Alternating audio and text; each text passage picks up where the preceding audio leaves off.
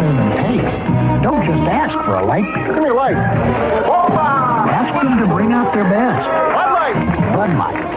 Because everything else is just a light. For New York sports fans, Frank Gifford remains a symbol of a shining era. A time when the Giants were a diamond stickpin in the vest of professional football. In 1952, Gifford joined the Giants.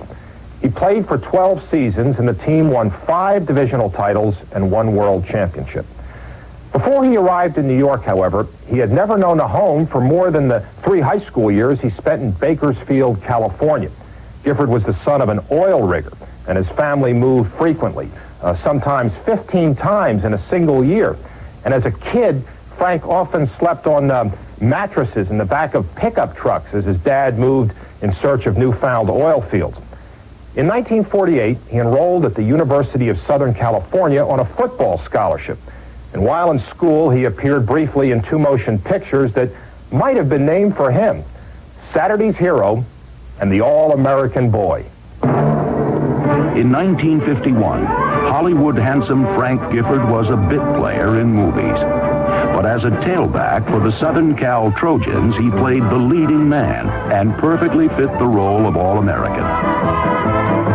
The next year, this golden boy from the Golden West was gift-wrapped and presented to the New York Giants in the NFL Draft. He carried with him an aura of style and glamour that no university offered in its curriculum. When I arrived at the Giants' #1 draft pick, my wife was the centerfold of Argosy magazine at the time.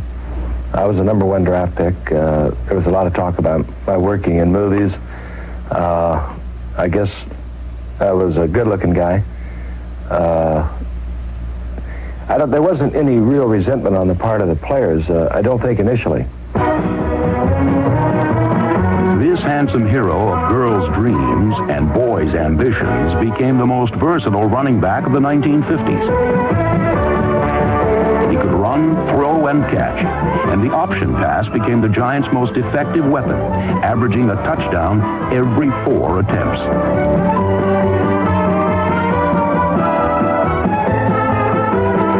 Gifford began his career as a defensive back and ended it as a receiver.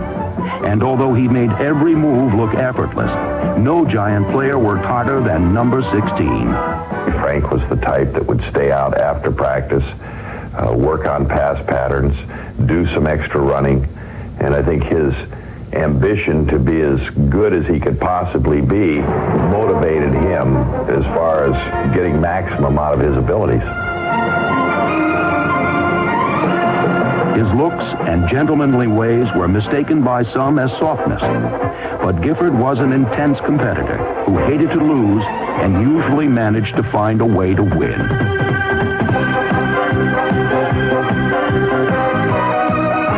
Frank was a thinking football player that always aware of what defenses they were in and always able to come up with something and come in the huddle and tell you something. I like that. When Sunday came, he made the big catch. He made a big play.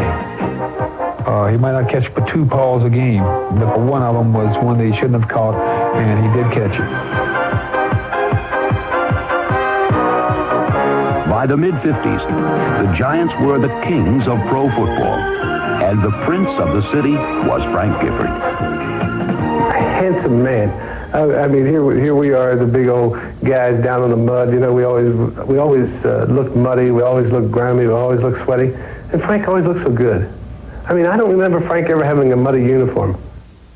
Frank was everything that you ever thought about being. I mean, he was it. He didn't really associate with too many of the other players. Not because he didn't want to, but because everybody was sort of saying, hey, you know, this guy's really something. And look all he's got going for him. I mean, he had a radio show. Nobody had a radio show.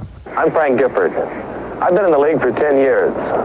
When you're with the Giants, you learn that football is a game of percentages. So I think most of the players were just sort of saying, boy, what a guy he is. And then you win ball games. I worked hard. I think probably more than anyone I know on the Giants. And there was a lot of resentment against me within our own ball club. As we started to do well and we won the championship in '56, I would get all the publicity. I think I handled it rather well. I just never could figure out some of the animosity that I got from players. Once I got over the hurt, really, of that, I just said to hell with it. I went out and I played my game. There were a lot of deliberate shots taken at me, giving me a knee, an elbow, God knows, a finger in the eye. If I'm working against somebody who's emotionally involved with something else, and part of that is, well, I'm going to put that no-good yo-yo freak from California out of the game, I'm going to beat that guy 9 times out of 10. He aspired to great deeds and possessed the confidence that he could accomplish them. For 8 seasons, he ignored the cheap talk and escaped the cheap shots. But in 1960, he was hospitalized after a clean hit by concrete Charlie Bednarik. Bednarik's hit on Frank was the greatest tackle I've ever seen. I mean, you know, I used to stay up at night thinking about hitting a guy like that. Frank was not looking at Bednarik. He should have been looking for him because Charlie could hit, and something's got to give, and it was Frank. As I caught the ball and turned into him, hit him in the chest, and I went over backward. And this is from people telling me about it and looking at the films, because I don't think I remembered much of anything. We thought he was dead. When I walked by him on the field, he was quivering and his eyes were back in his head, and I said that, you know, that he's gone. Like a cheap shot? Well, it really wasn't. I mean, Bednarik, had he given me a cheap shot, I probably wouldn't be sitting here. He's just a good, solid football player, a great football player. Injured in 1961, Gifford came back to help lead the Giants to 2 Eastern Conference titles. When he retired in 1964, he owned the hearts of the fans and had won the respect of his teammates. Do you like him or do you respect him? I think there's a very fine line between dislike and respect. I think Frank had everybody's respect, and sometimes we confuse that issue. He still has everybody's respect. Sports Illustrated wanted me to talk to you sports fans out there, and also to you people who love them. Christmas is coming, and if there's someone on your list who's interested in